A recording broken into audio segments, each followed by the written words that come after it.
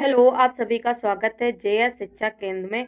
आज हम ईवीएस में इंडिया एंड वर्ल्ड नामक टॉपिक से रिलेटेड सीटेट में जितने भी प्रश्न जो है प्रीवियस ईयर में पूछे गए उन सभी प्रश्नों को करेंगे। यदि आपने इससे पहली वीडियोस को नहीं देखा है तो आप प्लेलिस्ट में जा कर के देख लीजिए। यदि आप इतना कर लेते तो आपके 30 में से 25 नंबर जो है आराम से आ जाएंगे। तो चलिए शुरू करते हैं। प्रश्न नंबर 1 है हमारा, निम्नलिखित में से भारत के संघ शासित प्रदेशों का युग्ल चुनिए। मतलब युग्म आपको चुनना है, कौन से केंद्र शासित प्रदेश है। तो लद्दाख और पुडुचेरी जो है ये केंद्र शासित प्रदेश है। वर्तमान समय में जो है 28 राज्य और 8 जो है केंद्र शासित प्रदेश है। चलिए प्रश्न नंबर दूसरा देख लेते हैं। प्रश्न नंबर दूसरा हमारा है कि बंगाल की खाड़ी के 3 तटवर्तीय प्रदेश हैं। तो इसमें से कौन से 3 तटवर्तीय प्रदेश है। तो हमारा सही क्या हो जाएगा, इसमें तमिलनाडु, आंध्र प्रदेश और उड़ीसा जो है ये क्या है, तटवर्तीय प्रदेश हैं।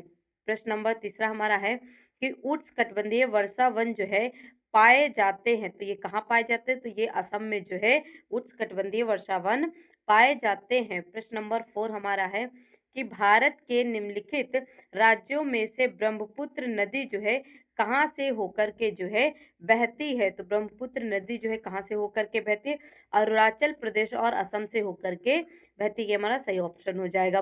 प्रश्न नंबर 5 हमारा है, अबू धाबी के बारे में सही कथन का जो है चयन करना है। तो कुछ नीचे दे रखे हैं ऑप्शंस।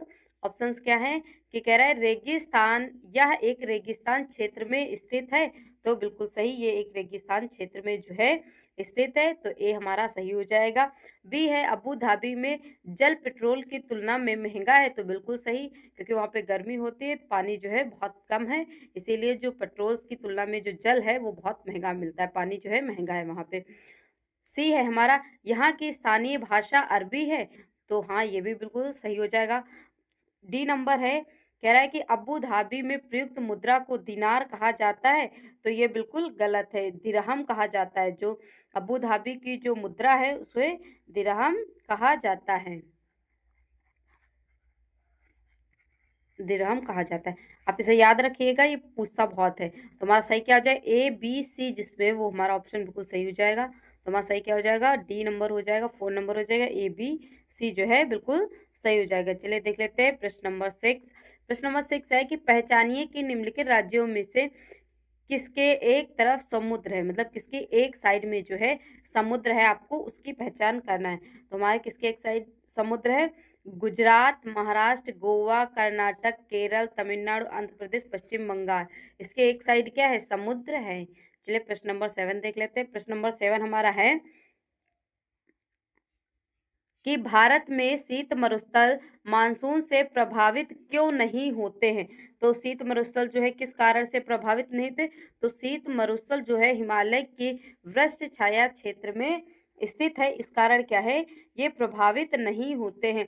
भारत का एकमात्र जो है शीत मरुस्थल कौन सा है, लद्दाख जो है वो है, लद्दाख। 8 नंबर प्रश्न है, कह रहा है कि केरल के पड़ोसी राज्य हैं।